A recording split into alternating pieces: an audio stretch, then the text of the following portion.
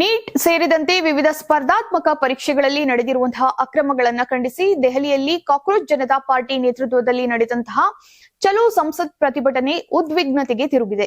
ಜಂತರ್ ಮಂತರ್ನಿಂದ ಸಂಸತ್ ಭವನದತ್ತ ಮೆರವಣಿಗೆ ನಡೆಸಿದಂತಹ ಪ್ರತಿಭಟನಾಕಾರರು ಕೇಂದ್ರ ಸರ್ಕಾರದ ವಿರುದ್ಧ ಘೋಷಣೆ ಕೂಗಿ ಆಕ್ರೋಶವನ್ನ ವ್ಯಕ್ತಪಡಿಸಿದ್ದಾರೆ. ಪ್ರತಿಭಟನಾಕಾರರು ಪರೀಕ್ಷಾ ಅಕ್ರಮಗಳ ಸಂಪೂರ್ಣ ಹೊಣೆಯನ್ನ ಹೊತ್ತು ಕೇಂದ್ರ ಶಿಕ್ಷಣ ಸಚಿವ ಧರ್ಮೇಂದ್ರ ಪ್ರಧಾನ್ ರಾಜೀನಾಮೆಯನ್ನ ನೀಡಬೇಕು ಹಾಗೂ ಶಿಕ್ಷಣ ವ್ಯವಸ್ಥೆಯಲ್ಲಿ ಸಮಗ್ರ ಸುಧಾರಣೆಯನ್ನ ತರಬೇಕು ಅಂತ ಆಗ್ರಹಿಸಿದ್ದಾರೆ. ಮೆರವಣಿಗೆ ವೇಳೆ ಕೆಲ ಪ್ರತಿಭಟನಾಕಾರರು ಸಂಸತ್ ಭವನದತ್ತ ಮುನ್ನುಗ್ಗಲು ಯತ್ನಿಸಿದಂತಹ ಹಿನ್ನೆಲೆ ಪರಿಸ್ಥಿತಿ ಉದ್ವಿಗ್ನಗೊಂಡಿತು. ಭದ್ರತಾ ದೃಷ್ಟಿಯಿಂದ ದೆಹಲಿ ಪೊಲೀಸರು ಬ್ಯಾರಿಕೇಡ್ಗಳನ್ನ ಹಾಕಿ ಪ್ರತಿಭಟನಾಕಾರರನ್ನ ತಡೆಯಲು ಮುಂದಾದರು.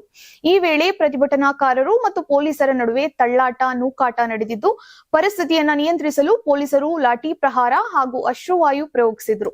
ಘಟನೆಯಲ್ಲಿ ಹಲವಾರು ಪ್ರತಿಭಟನಾಕಾರರು ಹಾಗೂ ಪೊಲೀಸರು ಗಾಯಗೊಂಡಿರುವಂತಹ ಮಾಹಿತಿ ಲಭ್ಯವಾಗಿದೆ. ಘಟನೆಯ ಬಳಿಕ ಪ್ರದೇಶದಲ್ಲಿ ಭಾರೀ ಪೊಲೀಸ್ ಬಂದೋಬಸ್ತ್ ಅನ್ನ ಏರ್ಪಡಿಸಲಾಗಿದ್ದು, ಸಂಸತ್ ಸುತ್ತಮುತ್ತ ಭದ್ರತೆಯನ್ನ ಮತ್ತಷ್ಟು ಬಿಗಿಗೊಳಿಸಲಾಗಿದೆ. ಹಲವು ಪ್ರತಿಭಟನಾಕಾರರನ್ನ ಪೊಲೀಸರು ವಶಕ್ಕೆ ಪಡೆದು ವಿಚಾರಣೆ ನಡೆಸುತ್ತಿರುವುದಾಗಿ ತಿಳಿದು ಬಂದಿದೆ. ಇನ್ನೊಂದೆಡೆ ಪರಿಸರವಾದಿ ಸೋನಂ ವಾಂಗ್ಚುಕ್ ಅವರ ಬೆಂಬಲಕ್ಕೆ ಅನಿರ್ದಿಷ್ಟಾವಧಿ ಉಪವಾಸವನ್ನ ಆರಂಭಿಸಿದ್ದಂತಹ ಸಿಜೆಪಿ ಸಂಸ್ಥಾಪಕ ಅಭಿಜಿತ್ ದೀಪ್ಗೆ ಸರ್ಕಾರದ ಪ್ರತಿನಿಧಿಗಳೊಂದಿಗೆ ಮಾತುಕತೆ ನಡೆಸುವಂತಹ ಭರವಸೆ ದೊರೆತ ಬಳಿಕ ಉಪವಾಸವನ್ನ ಹಿಂಪಡೆದಿದ್ದಾರೆ. ಆದರೂ ಪರೀಕ್ಷಾ ಅಕ್ರಮಗಳ ವಿರುದ್ಧ ದೇಶವ್ಯಾಪ್ತಿ ಹೋರಾಟ ಮುಂದುವರಿಸುವುದಾಗಿ ಪ್ರತಿಭಟನಾಕಾರರು ಎಚ್ಚರಿಕೆಯನ್ನ ನೀಡಿದ್ದಾರೆ.